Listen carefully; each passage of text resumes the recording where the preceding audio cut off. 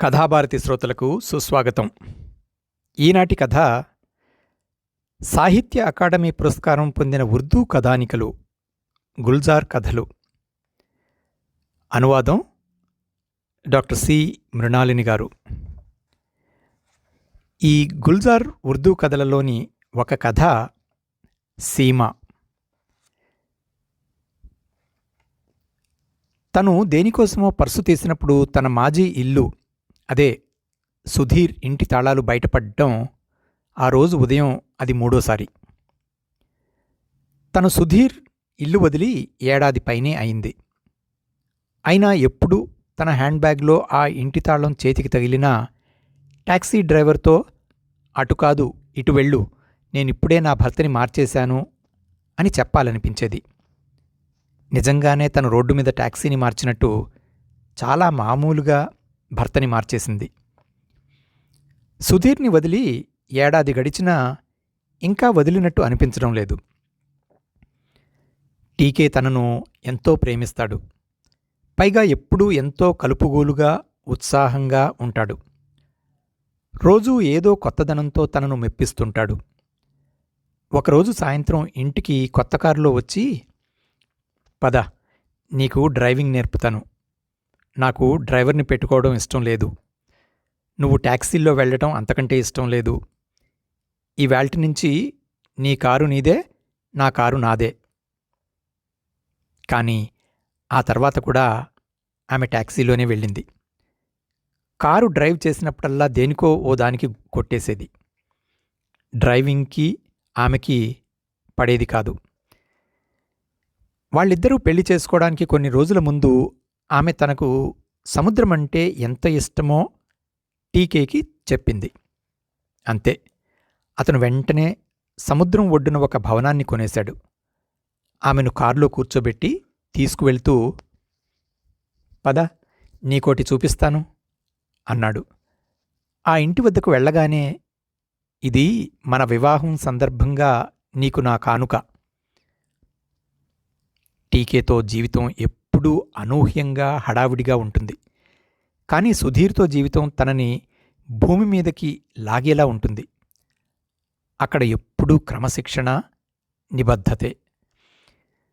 ఉదయం లేవగానే ఉప్పు నీళ్లతో పుక్కిలించాలి. కంఠాన్ని సవరించుకుని నాటకానికి సిద్ధం కావడంలో ఇది తొలి అభ్యాసం. తర్వాత థియేటర్కు సరిగ్గా సమయానికి చేరాలి. మన సంభాషణలన్నీ మన చేత్తోనే రాసుకోవాలి, బట్టి పట్టాలి. తను కళ్ళనీళ్ల పర్యంతం అయ్యేంతవరకు రిహార్సల్ చేయాలి. చివరకు ఊపిరి ఎప్పుడు వదలాలి, ఎప్పుడు పీల్చాలి అన్న దానితో సహా రంగస్థలంపై అన్ని కదలికలు నిర్దుష్టంగా నేర్చుకోవాలి.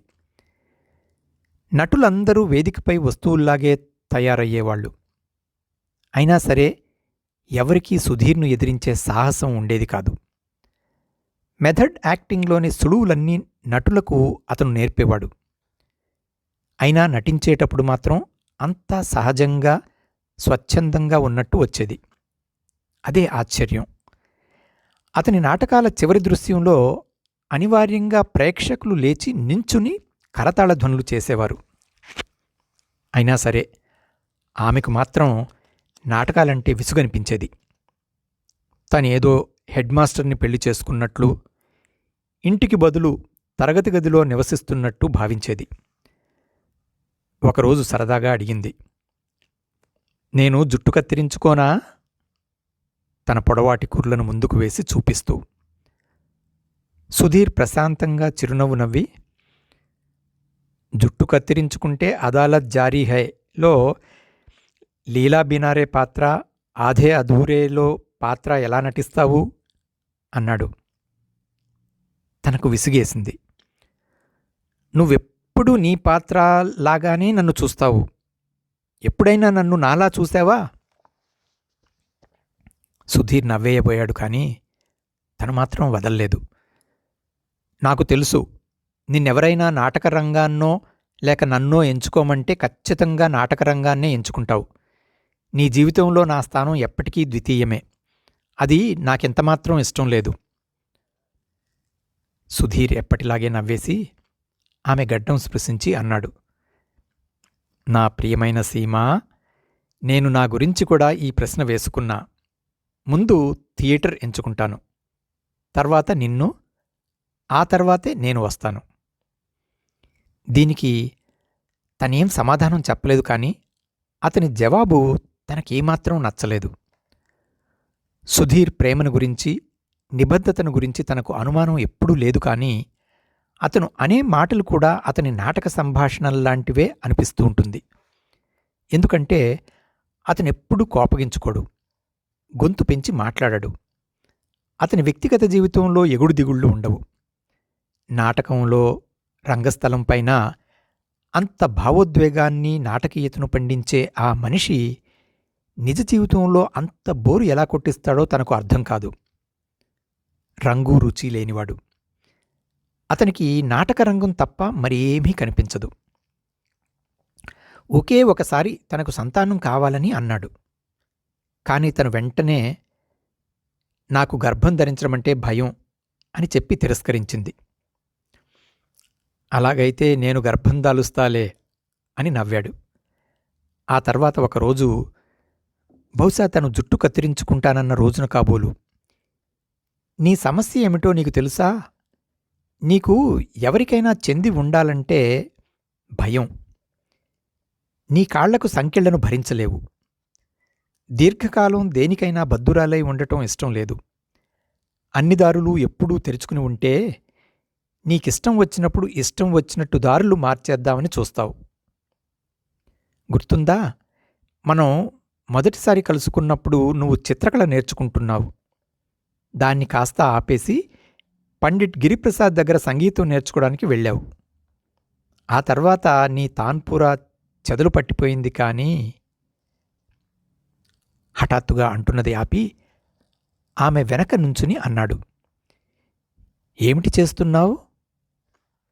తను అద్దం ముందు కూర్చుని ఐబ్రో పెన్సిల్తో ముఖం మీద మీసాలు గీసుకుంటోంది. అతని మాటలకు నవ్వుతూ అంది, నేను మీసాలతో ఎలా ఉంటానో చూసుకుంటున్నాను. ఎలా ఉన్నాను? అసలు నేను మగవాణ్ణైతే ఎలా ఉండేది? సుధీర్ తన విశ్లేషణ పునరుద్ఘాటించాడు. అదే నీ అసలు సమస్యేమో అంటూ తన చేతి సంచి ఎగరేసుకుంటూ వెళ్ళిపోయాడు. ఆహా, ఏం నాటకీయత! ఎప్పుడూ కరెక్ట్ జవాబే ఇవ్వాలా ఏం? మనిషి అన్నాక అన్నీ అనుభవించాలి. నేనేం ఆయన గారి విశ్లేషణ కోసం మీసం గీసుకోలేదు. ఏదో జోక్గా చేసిన పనికి అలాగే సమాధానం ఇవ్వచ్చు కదా. ప్రతిదాన్ని సిద్ధాంతీకరణ చేస్తావెందుకు అని అరుచుకుంది. సుధీర్ను గాయపరచాలని అనిపించింది ఆమెకు. ఆ రాత్రి అద్దం ముందు చాలాసేపే కూర్చుంది. టెలిఫోన్ బెల్ వినిపించి లేచింది. హలో అంది. తీరా చూస్తే అది రాంగ్ నంబర్. ఊహూ, నేను సుశీలను కానండి. సుశీల పేరు కంటే చిన్న పేరుతో సరిపెట్టుకుంటారా? షీలా. అటువైపున్న వ్యక్తి దురుసుగా ఏదో అన్నాడు. సీమ నవ్వుతూ ఫోన్ పెట్టేసింది. ఆమె మనస్సుల్లోంచి పొరలు విడిపోయాయి. అంతలో పక్కింటి పనికుర్రవాడు తన ఇంట్లో ఉన్న కూరలు కోరే యంత్రం కోసం వచ్చాడు. అదేమిటి? అడిగింది సీమ.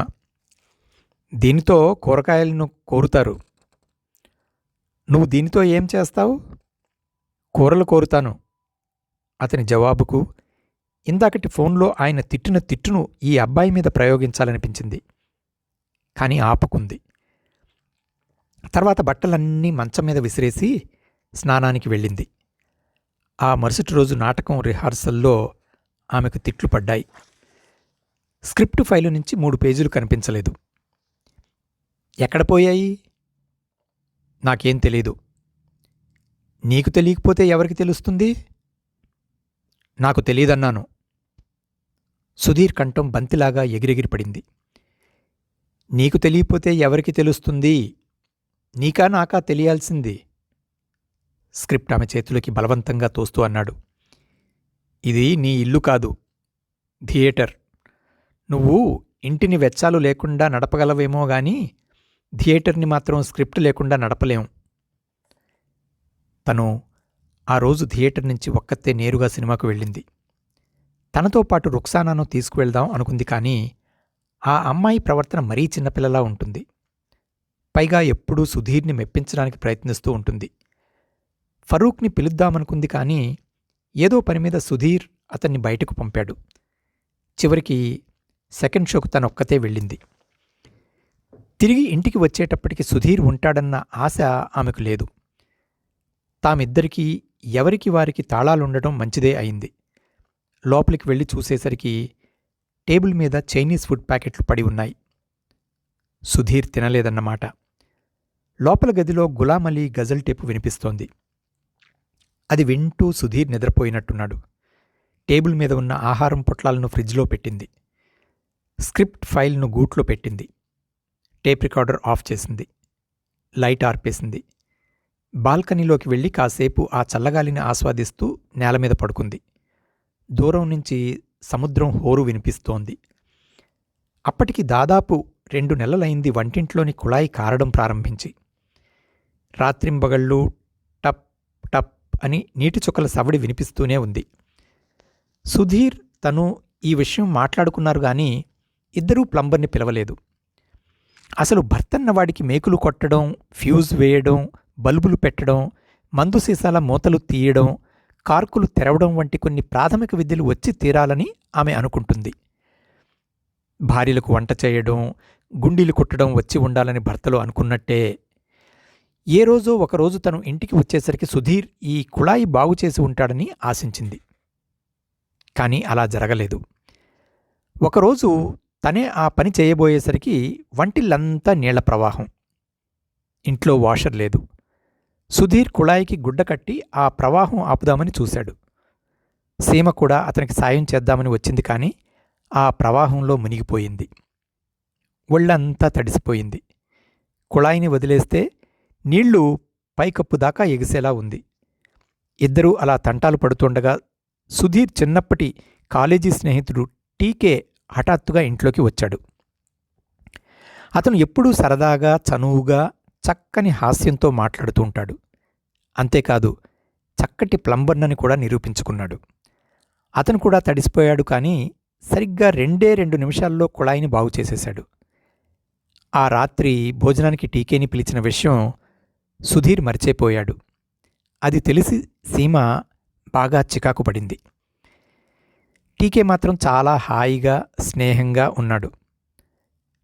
నువ్వేం కంగారు పడకు సీమా, నువ్వు పంజాబీలు చేసినట్టు ఉల్లిపాయ విరక్కొట్టి పెట్టినా తింటాను. సుధీర్ అన్నాడు, మా ఇంట్లో ఉల్లిపాయ లేదు, పంజాబీ లేడు, రెండిటి కోసం కబురు చేయాల్సిందే. టీకే ఈ సమస్యను కూడా పరిష్కరించేశాడు. గంటలో వంట చేసి తను మంచి వంటగాండని కూడా నిరూపించుకున్నాడు.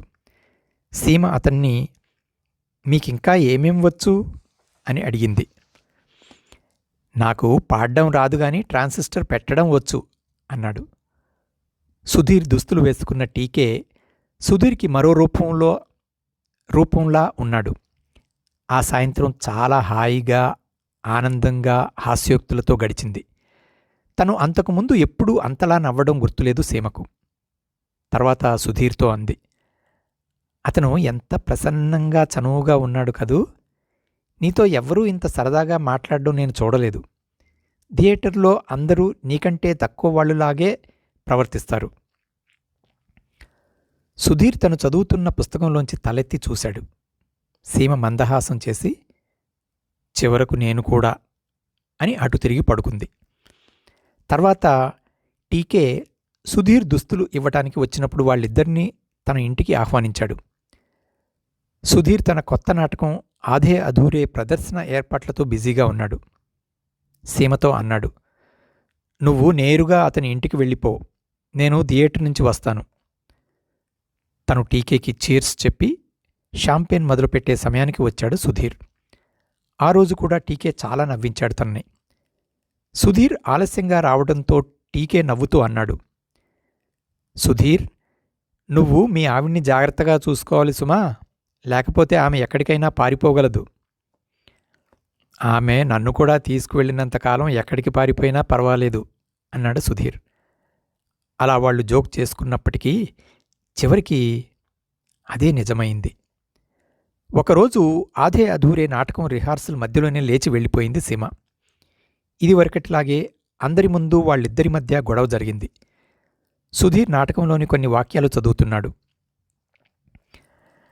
ఆ సమయంలోనే జగ్మోహన్ తెరమీదికి వచ్చాడు. ఉన్నత వర్గాలతో పరిచయం, ఆడంబరమైన జీవనశైలి, చక్కని ప్రవర్తన, ఆకర్షణీయమైన నడవడి. ఇతనే గనక మహేంద్ర స్థానంలో ఉంటే ఎంత బాగుండేది అనుకుంటావు నువ్వు. ఆ మాటకొస్తే ఆ స్థానంలో మహేంద్ర కాకుండా ఎవరున్నా నువ్వు అలాగే ఆలోచిస్తావు. ఎవరిని చేసుకున్నా నువ్వు నీకు తగని వ్యక్తినే వివాహం చేసుకున్నావని భావిస్తుంటావు. ఎందుకంటే నీకు జీవితమంటే దొరికినంత చేజిక్కించుకోవడం, నీ చుట్టూ ఎంత వీలైతే అంత పోగు చేసుకోవడం, అంతే. అతను ఇది చదివిన తర్వాత తనకు 3 వాక్యాల సంభాషణ ఉంది. కానీ తను గుర్తించలేదు. ఎవరో పొడిచారు గుర్తు చేస్తూ. నా మనసంతా టీకే మీదే కేంద్రితమై ఉంది. ఎందుకో సుధీర్ నన్ను ఎగతాళి చేస్తున్నాడని, జగ్మోహన్ పేరిట నాకు టీకేని గుర్తుకు తెస్తున్నాడని అనిపించింది. నిజానికి అది స్క్రిప్టులో భాగం. మోహన్ రాకేష్ రాసిన ఆ నాటకాన్ని తను టీకేని కలవకముందే ఎప్పుడో చదివింది. క్రమంగా నాటకంలో డైలాగులు చెప్పడంలో తన ప్రతిభ క్షీణించసాగింది. ఒకరోజు సుధీర్ అందరి ముందు తన మీద అరిచేశాడు. తను కూడా ఊరుకోలేదు. అందరి ముందు నా మీద అరవకు. నేను కేవలం నీ దగ్గర నటించే కళాకారిణి కాను, నీ భార్యని కూడా. నువ్వు ఇంట్లో నా భార్యవి కావచ్చు, కానీ ఇక్కడ తక్కిన వాళ్లలా నువ్వు కూడా ఒక నటివి మాత్రమే. నువ్వు ఏమంటున్నా గోవులా మోగగా పడి ఉండాల్సిన కర్మ నాకేం లేదు. వీళ్లంతా నిన్ను దైవాంశ సంభూతుడిలా చూస్తారేమో కానీ నేనలా చూడను. సుధీర్ ఆమె మాటలకు నిర్ఘాంతపోయాడు. తను ఫైల్ విసిరిపారేసి అంది, నేను ఈ నాటకం వెయ్యనుగాక వెయ్యను. నీ థియేటర్ అంటే నాకు చచ్చేంత విసుగు. సుధీర్ గొంతు తగ్గించి అన్నాడు, ఇంట్లో ఏమో ఇల్లంటే విసుగొచ్చిందంటావు, ఇక్కడికొస్తే థియేటర్ అంటే విసుగంటావు. నువ్వు ఎప్పుడూ నువ్వు ఉన్న చోటికంటే లేని చోటి కోసమే వెంపర్లాడుతావు. నీకున్నదానితో ఎప్పటికీ తృప్తిపడవు. నువ్వు ఎక్కడున్నావో, ఎక్కడ ఉండాలనుకుంటున్నావో నీకే తెలీదు. అంతకంటే పెద్ద విశేషమే జరిగింది ఆ రోజు. సుధీర్ థియేటర్ వదిలి వెళ్ళిపోయాడు. ఆ తర్వాత వాళ్ళిద్దరూ కొన్ని వారాల పాటు మాట్లాడుకోలేదు. కనీసం థియేటర్ ప్రస్తావన వాళ్ళిద్దరి మధ్య రాలేదు. మొదట్లో తను టీకేకి ఫోన్ చేసేది. క్రమంగా అతనే చేయడం మొదలుపెట్టాడు. ఆమెను ఇంటి నుంచి తీసుకువెళ్ళి తిరిగి దింపేవాడు. తామిద్దరూ కలుసుకుంటున్న విషయాన్ని సుధీర్ నుంచి ఎప్పుడు రహస్యంగా ఉంచడం ప్రారంభించారో వాళ్లకే తెలీదు.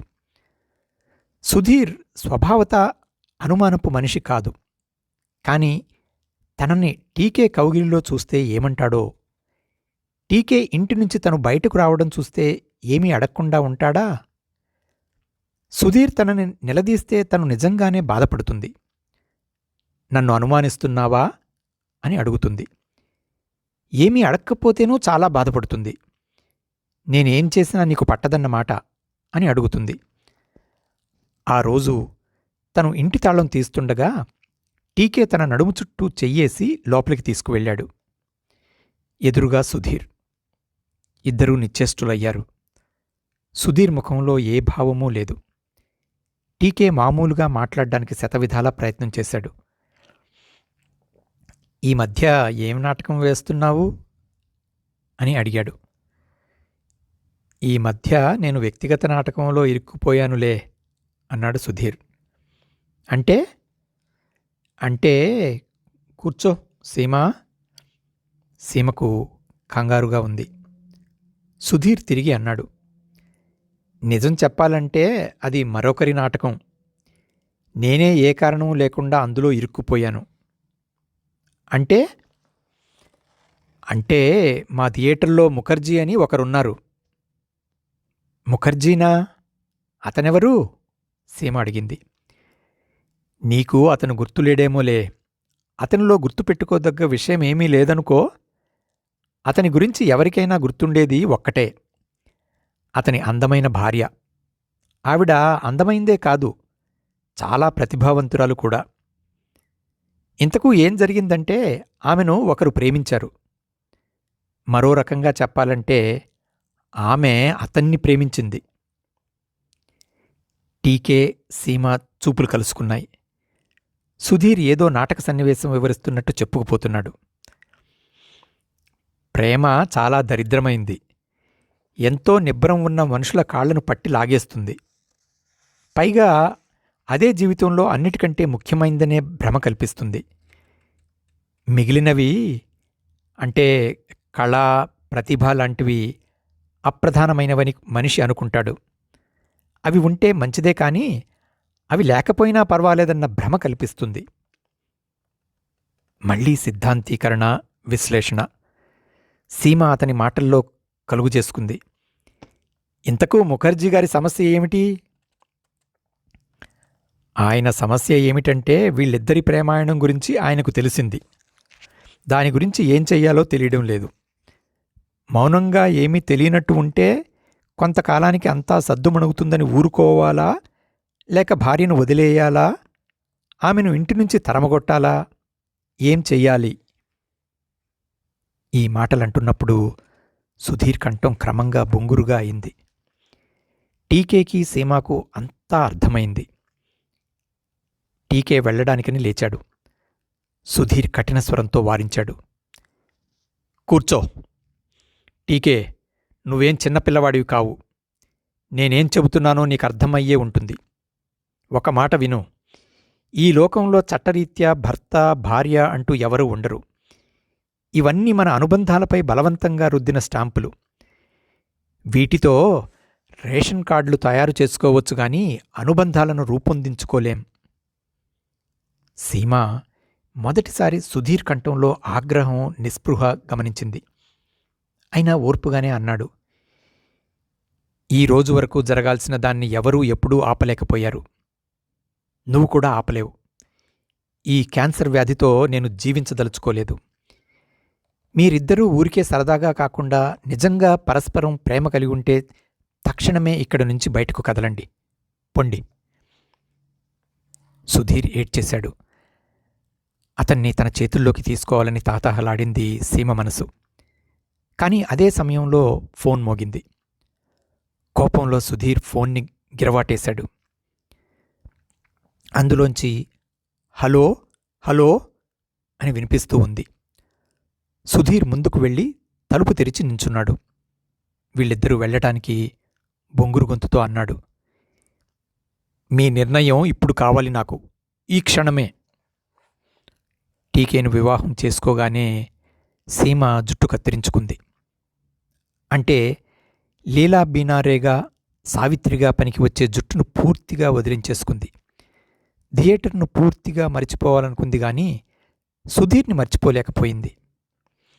టీకే తనని కొచ్చిన్కి తీసుకువెళ్ళాడు. 10 రోజులు సముద్రం మీద అతని చేపలు పట్టే పడవలో నివసించడం చాలా కొత్త అనుభవం సీమకు. టీకే ఆమెను ఏడిపించేవాడు. సముద్రం మీద ఉంటూ నువ్వు మరింత ఉప్పగా తయారయ్యావు అంటూ. ఒకరోజు ఆమె కళ్లల్లో నీళ్లు చూసి అడిగాడు. ఆ కళ్ళనీళ్లలో ఉన్నది సుధీర్ మొహమేనా అని. అవునన్నట్టు తల ఊపింది. ఏదో గొడవో ఘర్షణో జరిగితే అనుబంధాల్ని వదిలేసుకోవటం సులభం. ఆ మనిషిని వదిలిపెట్టి మరిచిపోవచ్చు కూడా. కానీ సుధీర్ తన బంధాన్ని తనే వదిలేసి మనల్నిద్దరినీ బంధించేశాడు. ఇదంతా జరగటానికి నేనే కారణం అన్నాడు. టీకే ప్రేమ స్వచ్ఛమైంది. అందులో ఎలాంటి కృతకత్వమూ లేదు. వాళ్ళు కొచ్చిన్ నుంచి తిరిగి రాగానే ఒక అనుకోని సంఘటన జరిగింది. ఆ రోజు ఉదయాన్నే సీమ నిద్రలేచేసరికి నీళ్లు పుక్కిలిస్తున్న శబ్దం. మంచం మీద నుంచి గెంతి దిగి వెళ్లేసరికి టీకే వాష్ బేసిన్ దగ్గర నీళ్లు పుక్కిలిస్తున్నాడు. ఏం చేస్తున్నావు? నీళ్లు పుక్కిలిస్తున్నాను. గొంతు బొంగురవుతోంది. ఆ ఉప్పనీళ్లు వాష్ బేసిన్లో పారబోసింది సీమ. ఇది చేయాల్సిన అవసరం లేదు. పద, నీకు మందులిస్తాను. వెంటనే డాక్టర్కి ఫోన్ చేసింది. దొరకలేదు. టీకే ఆఫీస్కెళ్ళిపోయాడు. సాయంత్రం డాక్టర్ క్లినిక్కి వెళ్ళింది. ఆమెను చూడగానే డాక్టర్, నేను అతన్ని చూడ్డానికి వెళ్ళాను. సుధీర్ని పరీక్షించాను. మళ్ళీ ఆ టాన్సిల్స్ సమస్యే అన్నాడు. లోపలికి వస్తున్న సీమ ఆగిపోయింది. డాక్టర్కు ఆ ఇల్లు తను వదిలేసినట్టు చెప్పలేదు. సుధీర్ కూడా చెప్పినట్టు లేదు. నన్నడిగితే అతను ఆపరేషన్తో టాన్సిల్స్ తొలగించుకోవాలి. కానీ నా మాట వినడు. నీతో మాట్లాడతానని, నువ్వు కూడా బలవంతం చేస్తే ఆపరేషన్ చేయించుకుంటానని అన్నాడు. సుధీర్ ఎప్పటికీ ఆపరేషన్కు ఒప్పుకోడని సీమకు తెలుసు. నొప్పితో బాధైనా పడతాడు, కానీ సర్జరీ చేయించుకోడు. ఇలాంటి విషయాల్లో అతను వట్టి పిరికివాడు. అతని టాన్సిల్స్కి గ్లిజరిన్ పూయాల్సి వచ్చినప్పుడు ఎంత గొడవ చేశాడో ఇంకా గుర్తుంది. అతని కాళ్ళు చేతులు బంధించేసి గుండెల మీద కూర్చుని రాయాల్సి వచ్చింది. నువ్వు సరిగ్గా ఉంటేనే నేను సరిగ్గా రాయగలను టాన్సిల్స్ మీద. చెప్పిన మాట వినకపోతే మొత్తం గ్లిజరిన్ సీసా నీ గొంతులో పోసేస్తాను. తెరు నోరు అనేది తను. టాక్సీ ఆమె బంగళా ముందు ఆగింది. పర్సు తీయబోతుండగా మళ్ళీ ఆ పాత తాళం చెవి చేతికి తగిలింది. వాచ్మెన్ టాక్సీ తలుపు తెరిచి, సాహెబ్ కొచ్చిన్ నుంచి ఫోన్ చేశారు. ఈరోజు ఊళ్ళోకి రావడం లేదట. రాత్రి మీకు ఫోన్ చేస్తానన్నారు. ఆమె మనసులో ఏదో భయం. సుధీర్ ఏమనుకుంటాడు? తనని ఎలా కలుస్తాడు? ఈ మధ్యనే అతనికి ఆరోగ్యం బాగుండలేదని వింది. ఈ ఏడాది కాలంలో ఒకేసారి చూసింది అతన్ని. ఆ రోజు తను దిగిన టాక్సీని అతను ఎక్కాడు. తన వద్ద 100 రూపాయల నోటే ఉంది. చిల్లర లేదని టాక్సీ డ్రైవర్ గొణుక్కుంటుంటే సుధీర్ అతన్ని నోరు మూసుకోమన్నాడు. ఆమె బిల్లు కూడా తను చెల్లిస్తానని చెప్పి ఆమెను వెళ్ళిపోమ్మన్నాడు. తను టాక్సీ ఎక్కి వెళ్ళిపోయాడు. ఆ సంఘటన తర్వాత తన టాక్సీ సుధీర్ ఇంటి ముందు నిలవడం ఇదే మొదటిసారి. లిఫ్టు ఎక్కి అతని అంతస్తులో దిగింది. తలుపు ముందు కాసేపు ఆగింది. చెవి తలుపుకు ఆనించి వినింది. ఏ శబ్దమూ లేదు. బహుశా ఇంట్లో లేడేమో. ఇంతలో పక్కింటి తలుపు తెరుచుకుంది. పనిపిల్లాడు ముండు తన పక్కనే వెళ్తూ గబగబా నమస్తే మేం సాబ్ అని పరిగెత్తుకుంటూ కిందికి వెళ్ళిపోయాడు. లిఫ్టు ఇంకా అక్కడే ఉంది. ఆమె తన ధైర్యాన్ని కూడగట్టుకుని తన వద్ద ఉన్న తాళం చెవితో తలుపు తీసింది. మెల్లిగా ఫ్లాట్లోకి అడుగుపెట్టింది. తటపటాయిస్తూ నించుంది. తన ఇల్లు తను వదిలి వెళ్ళినప్పటిలాగే ఉంది. కాస్త చెదిరిపోయి ఉందంతే. కింద పడిన కుషన్ని వంగి తీస్తుండగా సుధీర్ గదిలోంచి ఒక ఆడపిల్ల నవ్వు వినిపించింది. ఆ అమ్మాయి అంటోంది, నన్ను సరిగ్గా రాయనివ్వు. నీ టాన్సిల్స్ మీద ఈ మందు కాస్త రాస్తాను. ఇది సరిగ్గా చేయించుకోకపోతే. వెంటనే సుధీర్ దగ్గు, అమ్మాయి నవ్వు కలగాపులగంగా వినిపించాయి. సీమ వెనక్కి తిరిగి తలుపు దగ్గరికి వేసి లిఫ్ట్ ఎక్కింది. లిఫ్ట్ దిగుతుండగా గుర్తొచ్చింది. తను తాళం చెవిని తాళంలోనే వదిలి వచ్చిన సంగతి.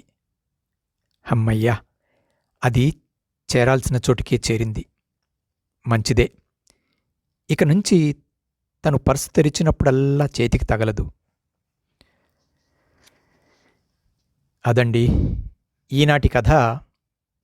గుల్జార్ ఉర్దూ కథలు సాహిత్య అకాడమీ పురస్కారం పొందిన ఉర్దూ కథానికలలోని డాక్టర్ సి మృణాలిని గారు అనువాదం చేయగా ఉన్న కథ సీమ. రచయిత గురించి తెలుసుకోవాలంటే గుల్జార్ కవి సినిమా గేయ రచయిత, సినిమా దర్శకుడు, స్క్రీన్ ప్లే రచయిత. వీటన్నిటితో సరిసమానంగా అతను గొప్ప కథకుడు. తక్కువ మాటల్లో ఎక్కువ భావాన్ని ఇమర్చడం ఆయన సృజనశైలి, జీవలక్షణం. అది సినిమా స్క్రీన్ ప్లేకి, పాటలకు, దర్శకత్వానికి, కథలకు అన్నిటికీ వర్తిస్తుంది. ధువా పేరిట కేంద్ర సాహిత్య అకాడమీ అవార్డు పొందిన గుల్జార్ కథలను చదివితే గుల్జార్ భావనావీధి ఎంత విశాలమైనదో, అతని జీవితం, ఆలోచనలు ఎంత వైవిధ్యభరితమైనవో, అతని సృజన ఎంత శక్తిమంతమైనదో అర్థమవుతుంది. అతి బడుగు వర్గాల జీవిత వాస్తవికత నుంచి ఇది ఎవరి కథ, అత్యాధునికుల జీవన సరళి సీమ వరకు అనేక వస్తువులు ఇందులో మనకు కనిపిస్తాయి. ఏ కథ మరో కథలా ఉండదు. ఏ పాత్ర మరో పాత్రలా ఉండదు. అనంతమైన వైవిధ్యం సుందరమైన అండర్ స్టేట్మెంట్తో మనల్ని అలరిస్తూ ఆలోచింపజేస్తుంది. ఇక గుల్జార్ కథల అనువాదకురాలు డాక్టర్ మృణాలిని గారు హైదరాబాద్లోని పొట్టి శ్రీరాములు విశ్వవిద్యాలయంలో తులనాత్మక సాహిత్య కేంద్రం డైరెక్టర్గా పనిచేసిన ప్రొఫెసర్. ఆమె తెలుగు, ఇంగ్లీష్, విమెన్ స్టడీస్లలో ఎంఏ చేశారు. తెలుగులో ఎంఫిల్, పిహెచ్డి కూడా చేశారు. అన్ని రకాల మీడియాలలో పత్రికలు, రేడియో, టెలివిజన్ విస్తృత అనుభవం ఉన్న మృణాలిని తెలుగు సాహిత్యంతో పాటు హిందీ సినిమాలు, హిందీ పాటలు, ఇంగ్లీష్ నవలల్ని ఎక్కువ అభిమానిస్తారు. స్వయంగా తెలుగు సాహిత్యంలో కథలు, పత్రికా శీర్షికలు, అనువాదాలు, విమర్శల రచయితగానూ మంచి వక్తగానూ ఆమె పేరు పొందారు. అధిక్షేపం ఆమెకు ఇష్టమైన రచనా విధానం. గుల్జార్ పాటలను, దర్శకత్వాన్ని ఎంతగానో అభిమానిస్తారు కూడా. అదండి ఈ వారం కథ. గుల్జార్ గారి ఉర్దూ కథకి డాక్టర్ శ్రీ మృణాలిని గారి తెలుగు అనువాదం సీమ. ఈ కథ ఇంతటితో సమాప్తం. మళ్ళీ వచ్చే వారం ఇంకో మంచి కథతో కలుద్దాం. అంతవరకు సెలవు. సర్వే జనా సుఖినో భవంతు.